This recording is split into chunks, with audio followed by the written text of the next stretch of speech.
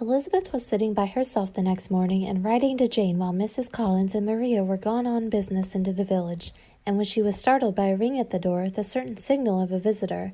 As she had heard no carriage, she thought it not unlikely to be Lady Catherine, and under that apprehension was putting away her half-finished letter that she might escape all impertinent questions, when the door opened, and to her very great surprise, Mr. Darcy, and Mr. Darcy only, entered the room. He seemed astonished, too, on finding her alone, and apologized for his intrusion by letting her know that he had understood all the ladies were to be within. Then he sat down, and when her inquiries after Rosings were made, seemed in danger of sinking into total silence. It was absolutely necessary, therefore, to think of something, and in this emergence recollecting when she had seen him last in Hertfordshire, and feeling curious to know what he would say on the subject of their hasty departure, she observed, "How very suddenly you all quitted Netherfield last November, Mr. Darcy. It must have been a most agreeable surprise to Mr. Bingley to see you all after him so soon, for, if I recollect right, he went but the day before. He and his sisters were well, I hope, when you left London?" "Perfectly so, I thank you."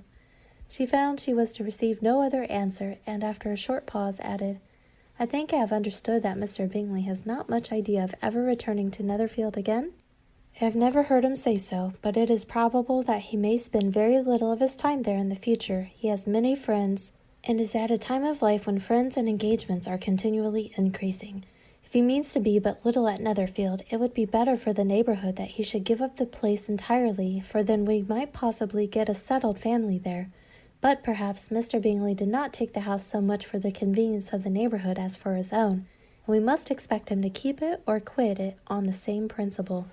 "I should not be surprised," said Darcy, "if he were to give it up as soon as any eligible purchase offers."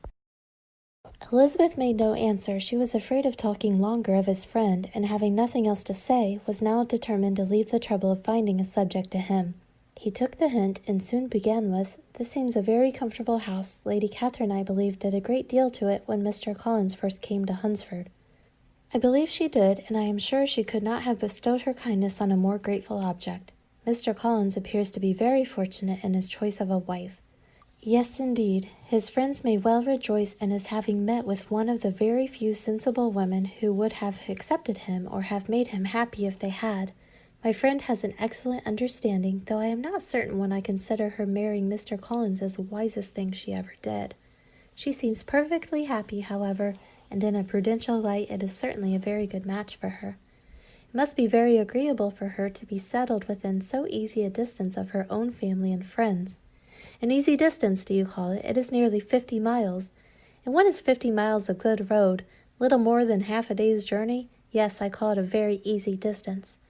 "I should never have considered the distance as one of the advantages of the match," cried Elizabeth. "I should never have said Mrs. Collins was settled near her family. It is a proof of your own attachment to Hertfordshire. Anything beyond the very neighbourhood of Longbourn, I suppose, would appear far."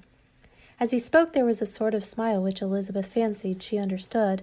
He must be supposing her to be thinking of Jane in Netherfield, and she blushed as she answered, "I do not mean to say that a woman may not be settled too near her family. The far and the near must be relative, and depend on many varying circumstances. When there is fortune to make the expenses of travelling unimportant, distance becomes no evil.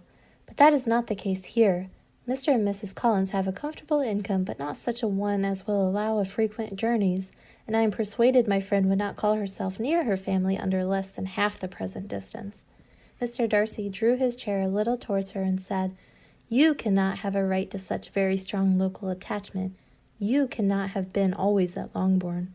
Elizabeth looked surprised. The gentleman experienced some change of feeling. He drew back his chair, took a newspaper from the table, and glancing over it, said, in a colder voice, "Are you pleased with Kent?"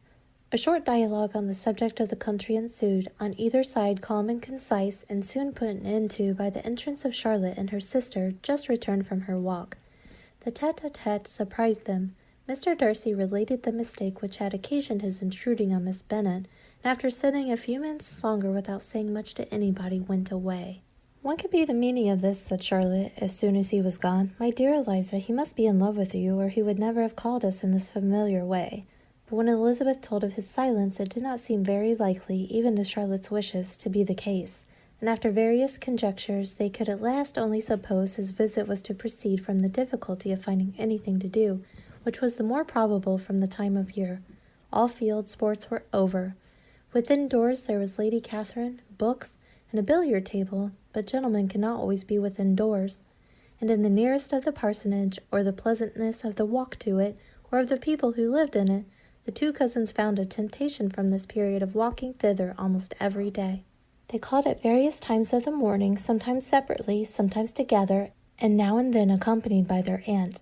It was plain to them all that Colonel Fitzwilliam came because he had pleasure in their society, a persuasion which of course recommended him still more, and Elizabeth was reminded by her own satisfaction in being with him, as well as by his evident admiration of her former favourite George Wickham, and though in comparing them she saw there was less captivating softness in Colonel Fitzwilliam's manners, she believed he might have the best informed mind. But why Mr. Darcy came so often to the parsonage it was more difficult to understand. It could not be for society, as he frequently sat there 10 minutes together without opening his lips, and when he did speak, it seemed the effect of necessity rather than of choice.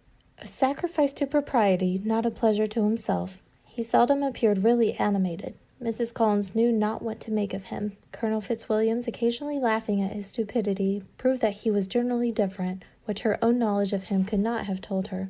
And as she would like to have believed this changed the effect of love, and the object of that love her friend Eliza, she set herself seriously to work to find it out. She watched him whenever they were at Rosings, and whenever he came to Hunsford, but without much success.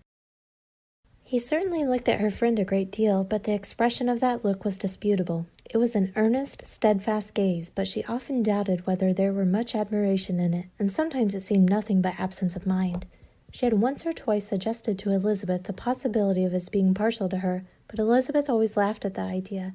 Mrs. Collins did not think it right to press the subject, from the danger of raising expectations which might only end in disappointment, for in her opinion it admitted not of a doubt that all her friend's dislike would vanish if she could suppose him to be in her power. In her kind schemes for Elizabeth, she sometimes planned her marrying Colonel Fitzwilliam. He was beyond comparison the most pleasant man. He certainly admired her, and his situation in life was most eligible.